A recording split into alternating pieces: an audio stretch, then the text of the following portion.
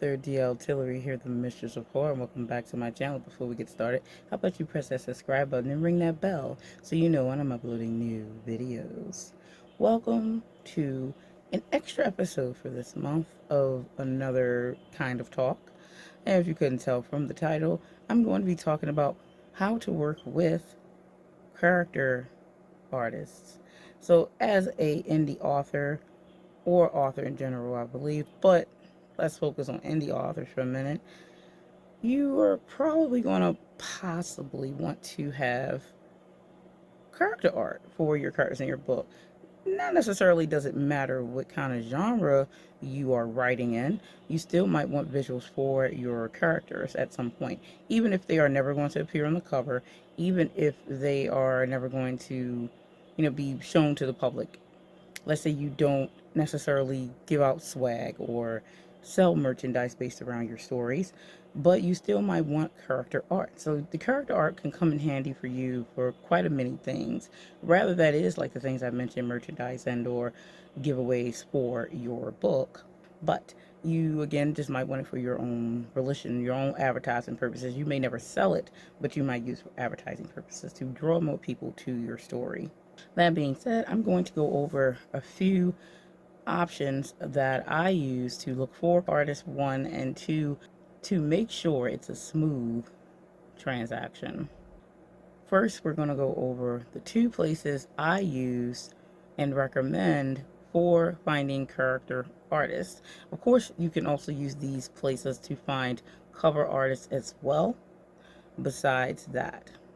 And I'll throw in a third one just for shits and giggles. Then we're going to go over how to work with said artist and help yourself and them make sure it's a smooth transaction. First, the places that you want to look for a character artist. My first recommendation is Etsy, because there are a lot of creators. That is a creator-based website that people sell their creative works on and offer custom work. I always go to Etsy first because sometimes I can come across something that catches my eye. Etsy is number one. I'll show a few little clips here of Etsy. I have found multiple artists on Etsy to work with in the past and currently as well for my projects that I'm working on. Definitely a high recommendation place because there are a lot of variety and you can find something that works for you and fits your genre, fits what you're looking for your characters. Everyone likes different types of character art, and you can have a lot to look through. That being said, check out Etsy. I'll leave a link below to Etsy so that way you can check it out as well. The next place that I recommend for finding a character artist is Instagram. Instagram has a lot of different types of businesses on it, even though people use it for a dating app. And when I found that out, I really was like, huh? But anyway, that's a whole nother conversation. But you can find quite a many artists on there that do character art, as well as cover artists. So it is a wealth of a place to locate different things you're looking for creators, though it's a little harder to look through, only because if you don't know the name of the business and the person, then it could be a little more difficult. Of course, some people can come across you because you're an indie author. If you have a page up on Instagram, they may come to you, but it is a nice second go-to. And the third place that I would throw in for shits and giggles would be Google. You could Google search character artists, and of course, a plethora of things will come up. This is another long range way. When you go on Etsy, you can type in custom character artist or custom character or custom character creation, things like that, for you to get certain stores to pop up in your search on Etsy. A little bit easier. And you also could go into more detail, like if you like anime style character art or realistic style character art, then you could put that in your search criteria and it'll bring you more directly to what you're looking for. Of course, sometimes it's good just to put in custom character commissions That could be a way to pull it up, and then you could just look through what shows up, and something might catch your eye.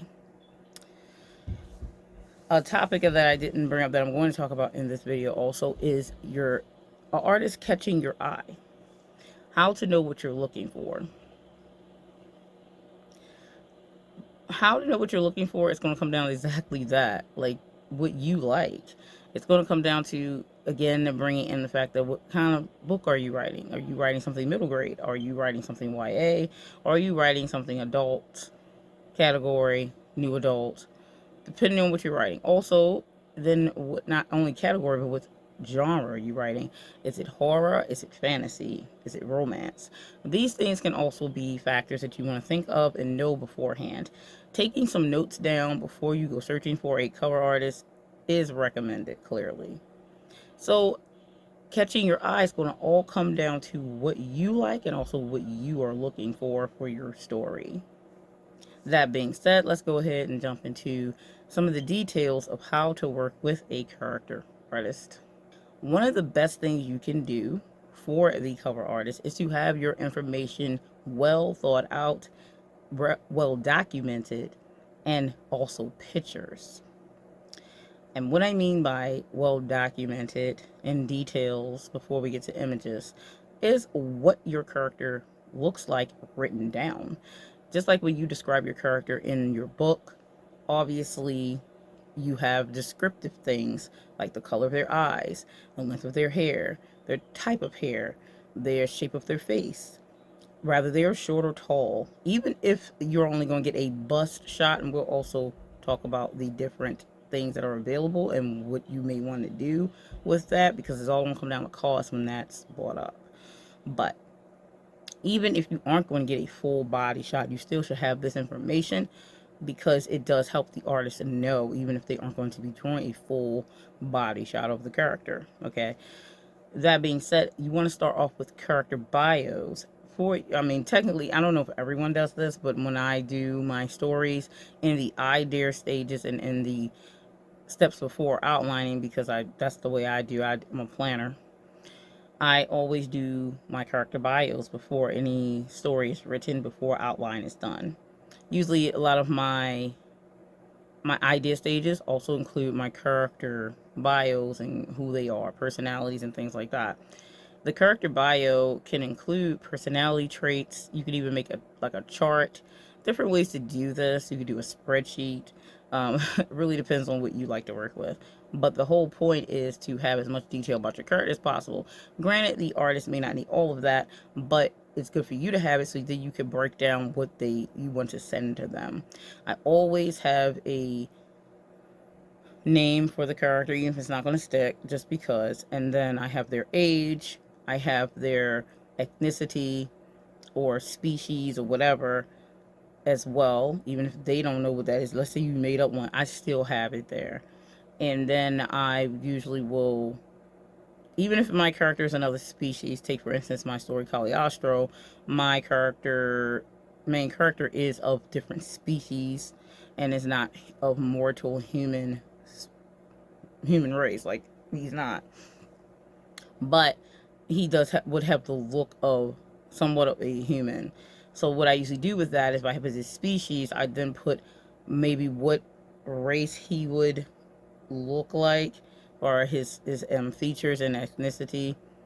I would have those 3 different things there for the cover artist. So let's, for instance, Duncan, for my story Caliostro, was a side character. On his bio at the top, before I got to the smaller details, I put that he is a Mizz, but then I put that presenting Portuguese.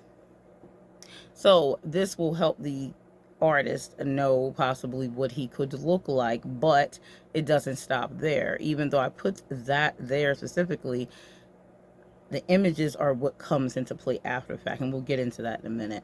So the next thing I do is I have a paragraph of who the character is, their personality traits, how they carry themselves, which could help the artist make the expressions that they can visualize better for when they do your character. You want to write these type of details down. It really does help them visualize your character in their head, and it'll be closer to what you think if you're giving them these words.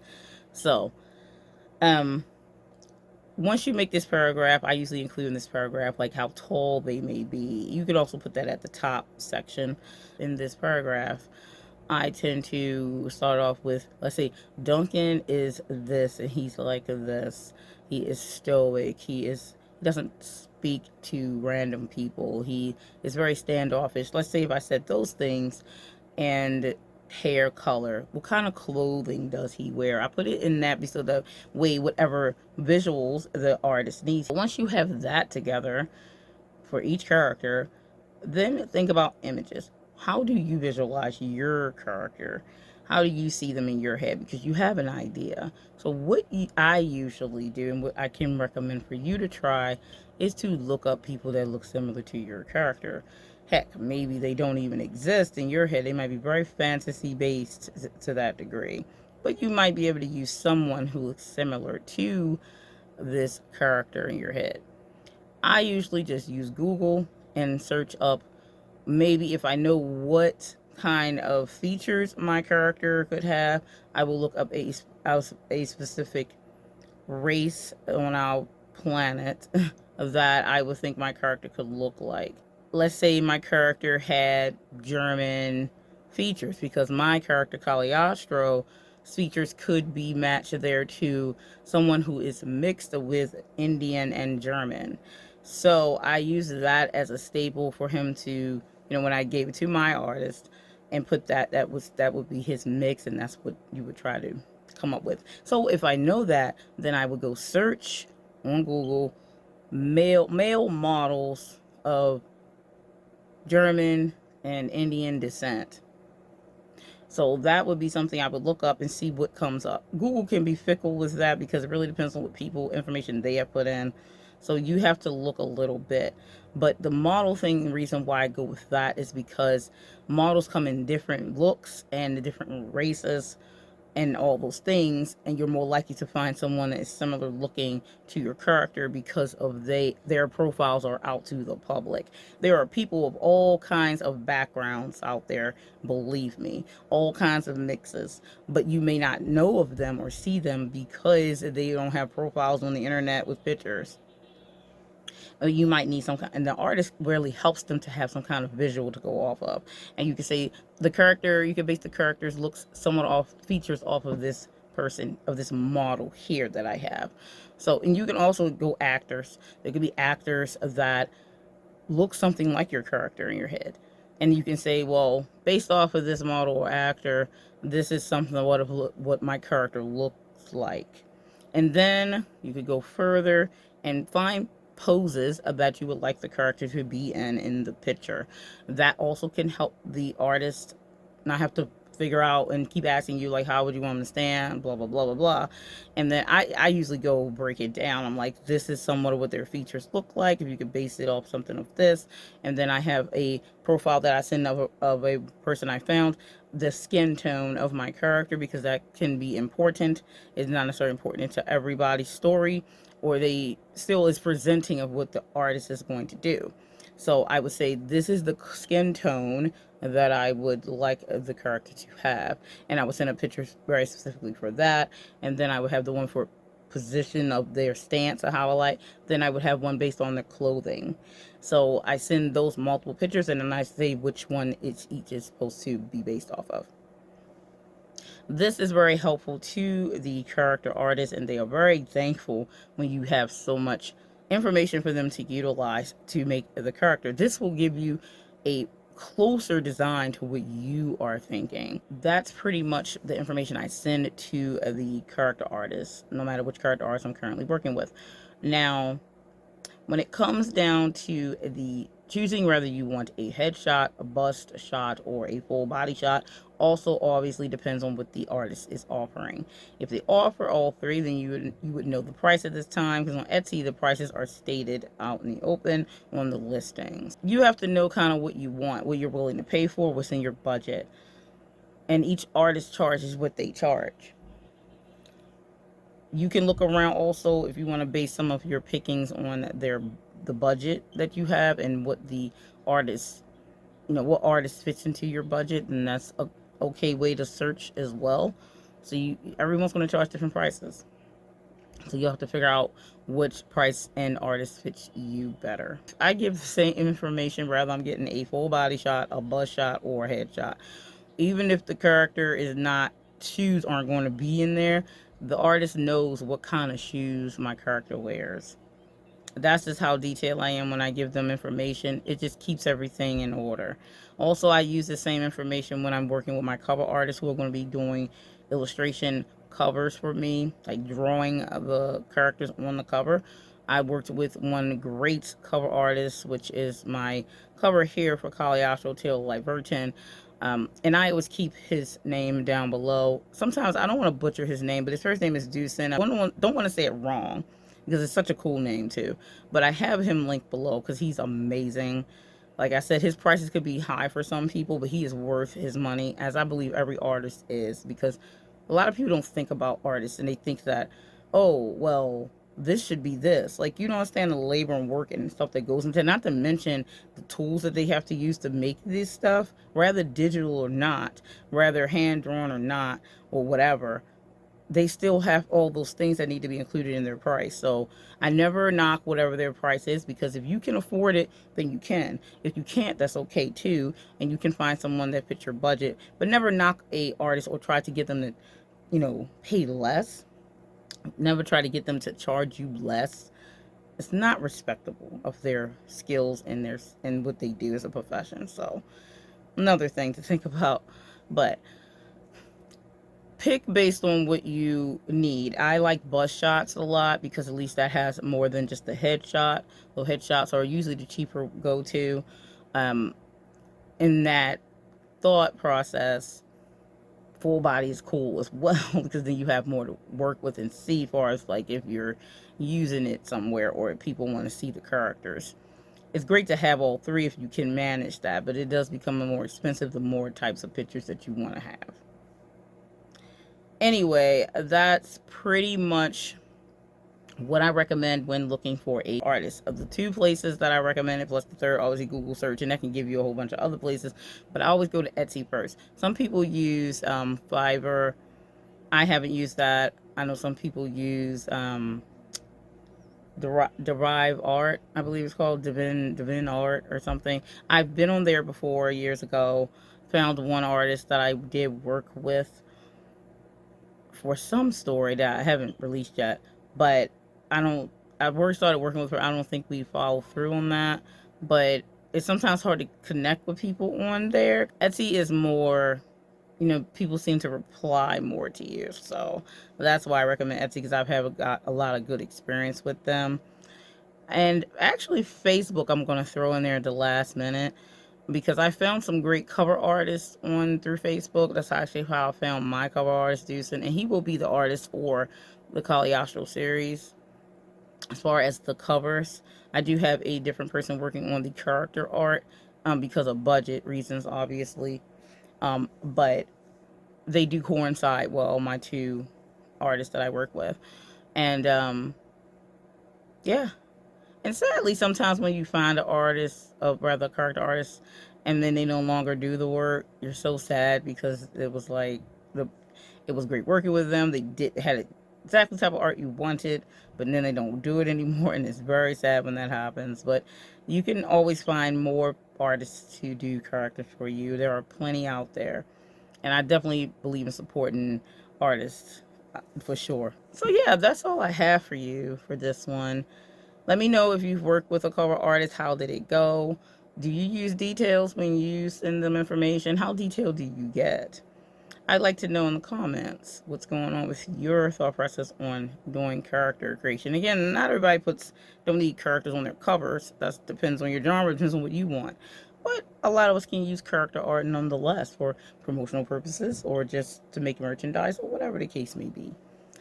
Anyway, if you have not checked out my Kickstarter for my story, Caliostro Tillery, that I will be launching on April the 12th is the Kickstarter open date. The pre-launch page is up, which is linked below.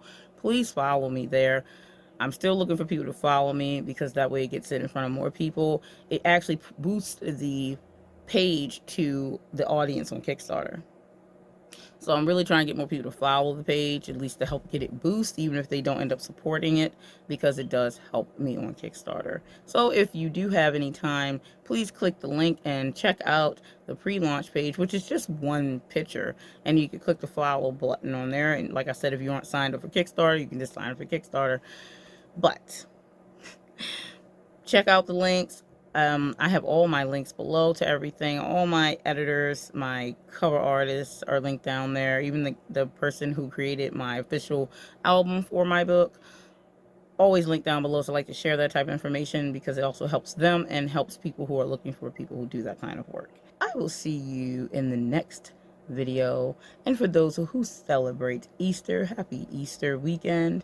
And I'll see you next time. Stay scared.